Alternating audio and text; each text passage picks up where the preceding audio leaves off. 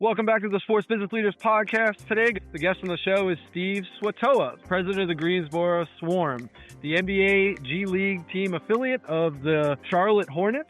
Steve, welcome to the show. How are you doing today? Jake, good afternoon. It's good to be with you, and look forward to it. Absolutely. It's been a lot of fun meeting some G League team presidents. Shout out to Larry Milai here with the Delaware Bluecoats in the Philadelphia market, but it's been really cool chatting with a couple of your peers. It's very cool that you guys all know each other, so really exciting. Steve just has his 10th season behind him leading the Greensboro Swarm. And before Greensboro, he spent 6 years as president, GM, and chief revenue officer of the WNBA Tulsa Shock, where he led the team for their first ever winning season and playoff appearance. He's held roles across the NFL, NBA, NHL, WNBA, and the ACC, and today he oversees everything from ticket sales and marketing to community impact for one of the most well-regarded franchises in the NBA G League. Steve, again, great. Really excited for this conversation today. Yeah, we are too, Jake. Thank you for having us. Awesome. Cool. So we heard a little bit about your background before taking the helm with the Swarm. Love to hear a little bit more about what your rise through the sports industry was like through your career and what you were up to before leading the team in Greensboro.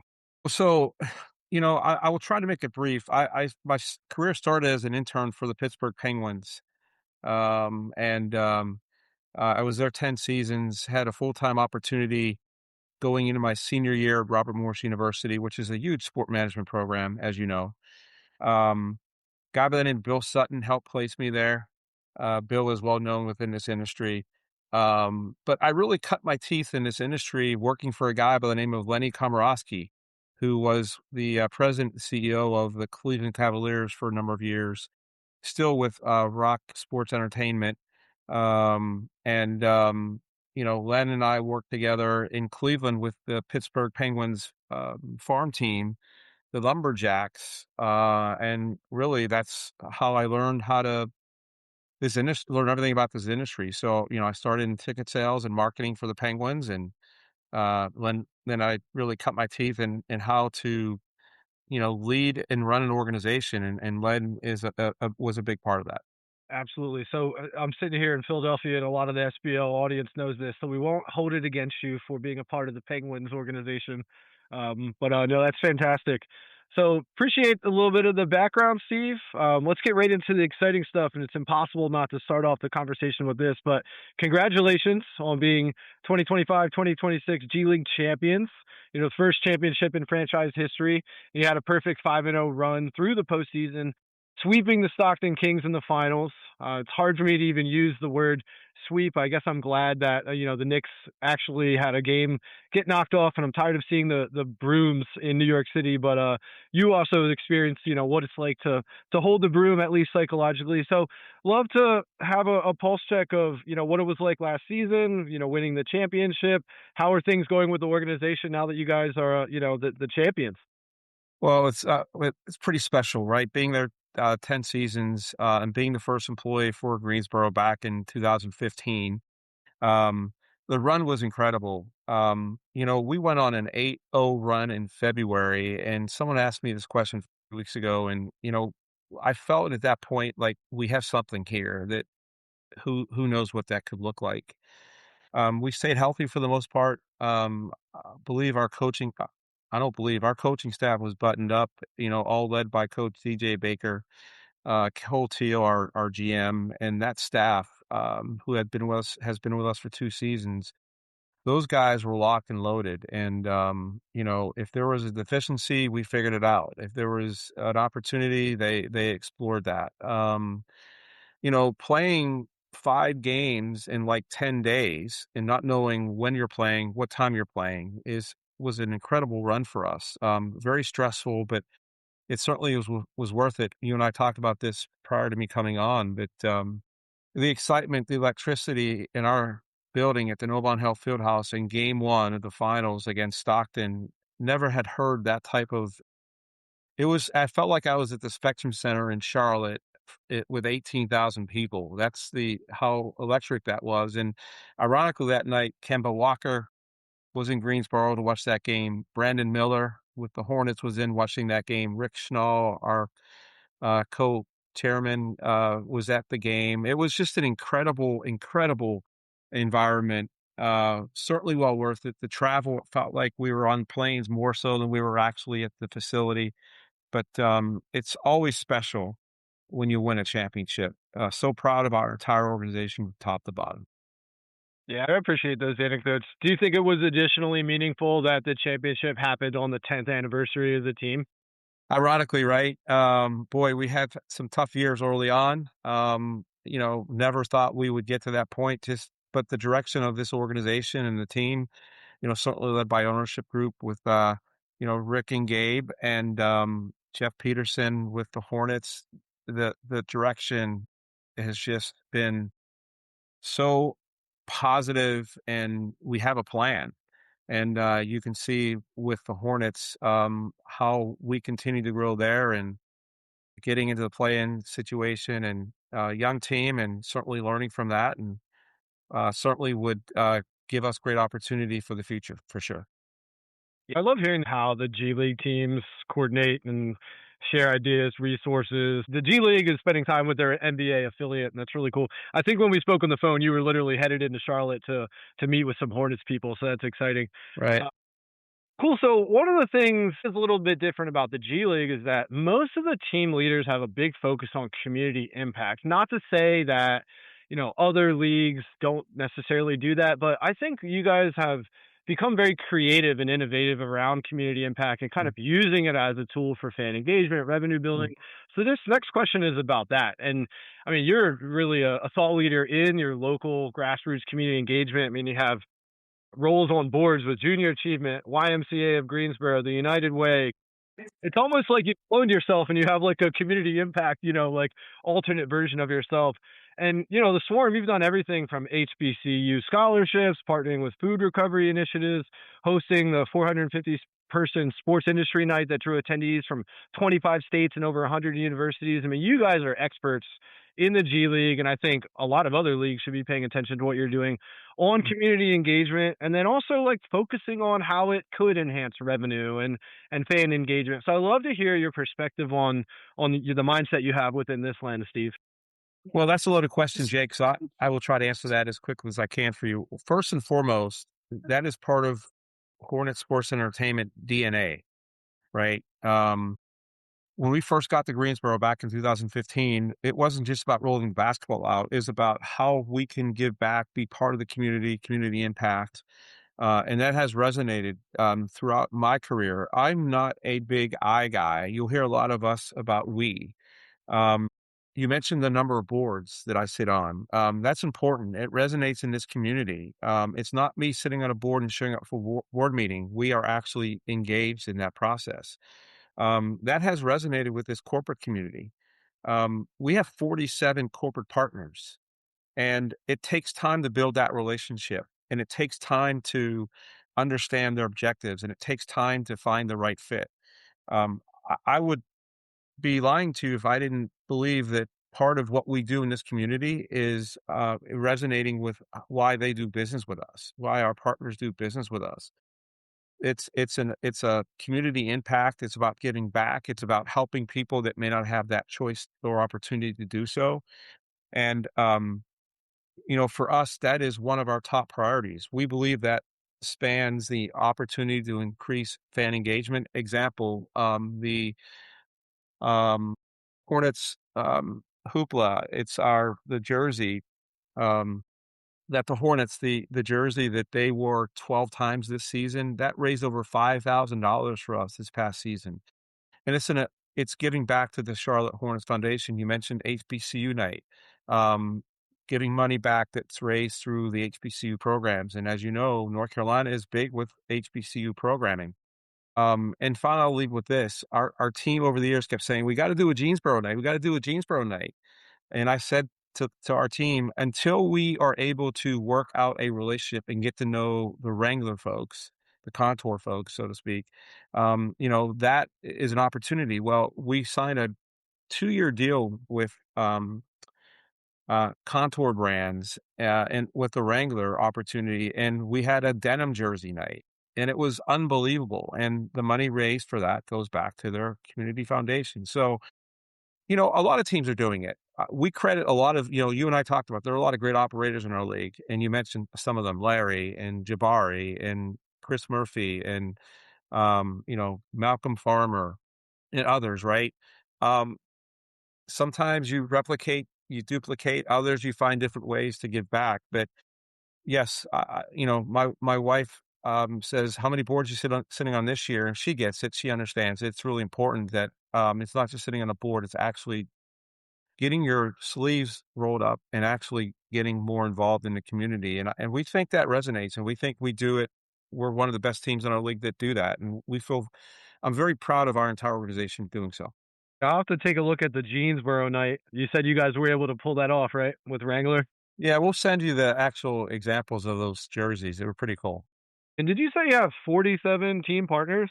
47 corporate partners, yes. And Yeah. they range from our naming rights partner with Novant Health all the way down to, Triad Orthodontics and everyone in between. We have 4 banks, right? 2 credit unions that are in that space. So, and every partnership, Jake, is different. It's not like, hey, here's what we're going to sell you. We try to understand their objectives, and we try to be solution based. So, it's unique, and it's not about the number of partners. It's, can you meet their objective?